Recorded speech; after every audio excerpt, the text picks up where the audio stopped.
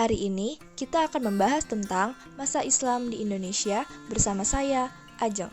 Pertama, kita akan membahas apa saja sih peninggalan Islam di Indonesia yang masih ada sampai sekarang. Yuk kita mulai. Yang pertama, ada Masjid Agung Demak. Masjid Agung Demak merupakan masjid tertua di Indonesia loh, berlokasi di Kabupaten Demak, Jawa Tengah. Dulu masjid ini merupakan tempat berkumpulnya para wali yang menyebarkan agama Islam. Pendiri masjid ini adalah Raden Patah. Yang kedua adalah Hikayat Hang Tuah. Hikayat Hang Tuah merupakan karya sastra Melayu. Hikayat ini menceritakan tentang seorang laksamana bernama Hang Tuah yang berani dan setia. Yang ketiga adalah pesantren.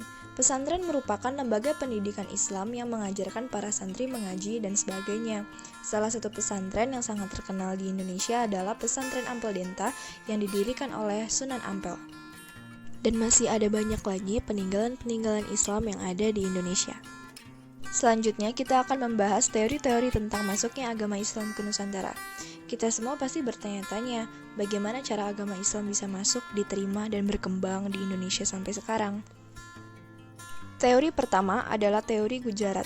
Teori ini didukung oleh salah satunya adalah Snarkhargrani. Teori ini mengatakan bahwa agama Islam dibawa oleh para pedagang Islam dari Gujarat, India sekitar abad ke-13 ke Indonesia. Ada dua bukti yang mendukung teori ini. Yang pertama adalah tulisan Marco Polo, pedagang dari Venesia yang menyatakan pernah singgah di Perlak pada tahun 1292 dan mendapati banyak penduduknya beragama Islam, serta peran pedagang India dalam penyebaran agama tersebut. Yang kedua adalah batu nisan Sultan Malik al-Saleh, Sultan Samudra Pasai yang meninggal pada tahun 1297. Teori yang kedua adalah teori Mekah. Teori ini didukung oleh Buya Hamka dan Yusuf Vandur. Teori ini menyatakan bahwa pengaruh Islam telah masuk ke Nusantara sekitar abad ke-7 yang dibawa langsung oleh para pedagang Arab. Ada beberapa bukti. Yang pertama, adanya pemukiman Islam tahun 674 di Baros, pantai sebelah barat Sumatera. Yang kedua, adanya makam seorang wanita di Gresik, Jawa Timur yang tertulis atas nama Fatimah binti Maimun berangkat tahun 1082, serta temuan sejumlah makam Islam di Tralaya atau wilayah Majapahit, Trowulan, Jawa Timur yang menggunakan tahun Hijriah. Teori yang ketiga adalah teori Persia. Teori ini didukung oleh Husein Jayadiningrat. Teori ini mengatakan bahwa Islam di Indonesia dibawa masuk oleh orang-orang Persia sekitar pada abad ke-13. Ada dua bukti. Yang pertama, adanya upacara Tabot, yakni upacara memperingati meninggalnya Husain bin Ali, cucu Nabi Muhammad, di Bengkulu dan Sumatera Barat. Upacara ini juga merupakan ritual tahunan di Persia. Ada juga bukti kedua, yakni kesamaan antara ajaran Sufi yang dianut Syekh Siti Jenar dan Sufi Iran beraliran Al-Halaj. Teori yang keempat adalah teori Cina. Teori ini didukung oleh Slamet Muljana dan Sumanto Al-Qurtubi. Teori ini mengatakan bahwa Islam memasuki Indonesia bersama migrasi orang-orang Cina ke Asia Tenggara dan Palembang sekitar abad ke-9. Dan salah satu tokoh yang sangat berperan penting dalam persebaran agama Islam dari Cina adalah Laksamana Cheng Ho, yakni seorang pelaut yang melakukan ekspedisi ke Indonesia dengan membawa misi perdamaian, budaya, dan persebaran agama Islam. Berikut adalah bukti yang mendukung teori Cina. Yang pertama, adanya perpindahan orang-orang Muslim dari Kelantan, Cina pada abad ke-9 ke Asia Tenggara.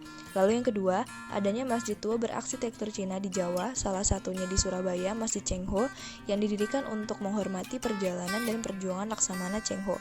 Lalu ada juga bukti yang mengatakan bahwa gelar Raja-Raja Demak menggunakan istilah Cina, seperti Cucu, Cekopo, dan sebagainya. Lalu, ada juga yang mengatakan bahwa pedagang Cina pertama kali berlabuh ke Nusantara. Selanjutnya, kita akan membahas jalur-jalur penyebaran Islam di Indonesia. Jalur perdagangan. Dalam proses ini, pedagang Nusantara dan pedagang asing dari Gujarat, Arab, dan Persia bertemu dan saling bertukar pengaruh. Sebagian dari para pedagang asing ini tinggal di wilayah dekat pantai yang disebut Pekojan. Hal ini juga menjelaskan mengapa kerajaan-kerajaan Islam Nusantara berawal dari wilayah pesisir. Para pedagang ini menjalin kontak dengan para adipati hingga masuk ke lingkaran pusat istana, sehingga penyebaran Islam semakin lebih cepat. Jalur perkawinan. Pedagang-pedagang dan juga keluarganya menikah dengan pribumi, para bangsawan, dan bahkan dengan anggota keluarga kerajaan. Perkawinan anak-anak kaum bangsawan ataupun raja punya dampak lebih dalam mempengaruhi istana untuk mendukung penyebaran Islam.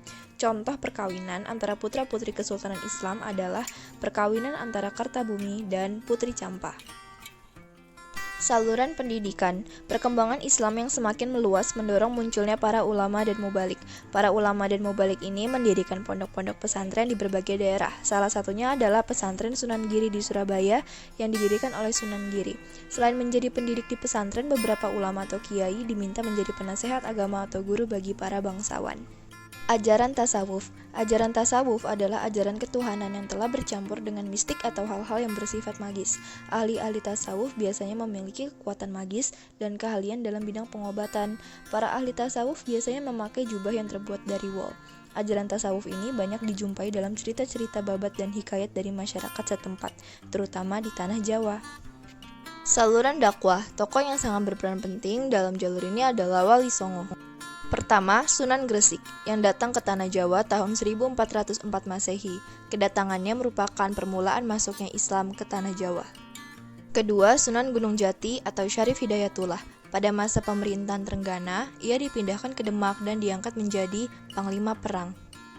Ketiga, Sunan Ampel atau Raden Rahmat. Ia merupakan pendiri pesantren Ampel Denta di Surabaya dan pemrakarsa pembangunan Masjid Demak.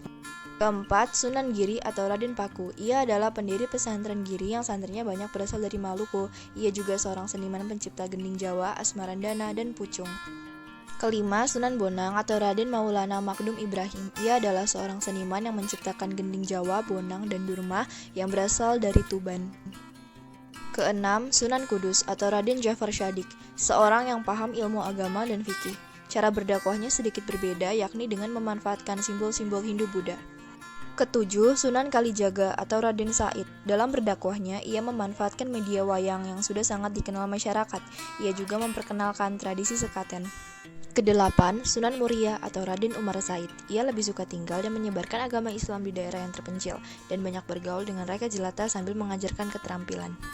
Kesembilan, Sunan Derajat atau Maulana Syarifuddin. Ia menyebarkan agama Islam di Jawa Timur. Ia dikenal berjiwa sosial tinggi karena peduli dengan kaum miskin dan duafa. Yang terakhir adalah saluran kesenian. Agama Islam juga disebarkan melalui kesenian. Contohnya adalah seperti wayang, gamelan, serta gending yang digunakan para wali untuk menyebarkan agama Islam.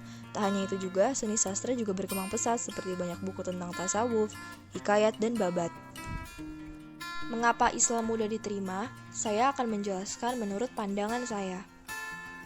Yang pertama, persebaran agama Islam di Nusantara itu menyesuaikan dengan budaya Hindu-Buddha sehingga itu lebih mudah dimengerti oleh masyarakat setempat. Yang kedua, syarat untuk memeluk agama Islam hanya dengan menyebutkan kalimat syahadat. Dan yang ketiga, agama Islam tidak mengenal sistem kasta sehingga itu lebih mudah untuk dilakukan.